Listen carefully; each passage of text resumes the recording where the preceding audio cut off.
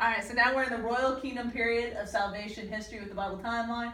And Samuel is the prophet. He comes and he anoints King Saul. King Saul is the king, the first king of Jerusalem.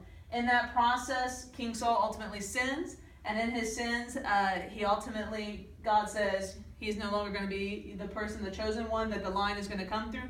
Ultimately, it's going to be David. And so Samuel goes and he anoints David. And so now David is anointed. But one of the important things that happens, and we see this later in the divided kingdom, is David, as the anointed, chosen one of God, David will not take the life of King Saul. He recognizes that Saul is also anointed by God, and therefore it's not for David to take his life.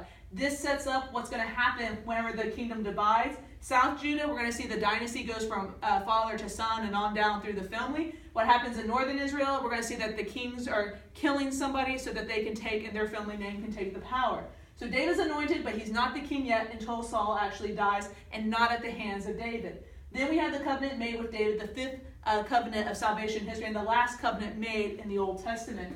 David moves Jerusalem, and it makes it the central place of worship, and he brings the ark to Jerusalem. David desires to build the temple there and has a temporary temple, but God says, you're not to build the temple, your son will build the temple for me. We see David sin with Bathsheba, and ultimately David has his son, King Solomon, that reigns in his place. And King Solomon ultimately starts off really great, but then he falls into the errors. And Moses early on had said, you're going to want a king someday. When you get a king, these are the three things your kings are not supposed to do. Wives, gold, and horses. These are the three things that if they do, they're going to lose the grace of God. And this comes all the way back to our lust of the eyes, lust of the flesh, and the pride of life, right? So lust of the flesh, we see wives, lust of the eyes, gold, pride of life, horses. You have a big army when you have lots of horses, and you can take on somebody else.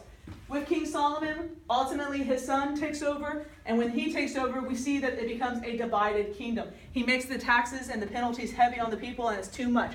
So at this point, the line of David follows what is known in the south, or what is known now at this point of Judah. The tribes that break away, and it's 10 of the tribes that break away, they're now up in the north, and they're known as what we will say Israel. So from this point on, when we say Israel, we're referring to those tribes that broke away, and when we refer to Judah, we're referring to the line of David. So in northern Israel, they set up a new religion.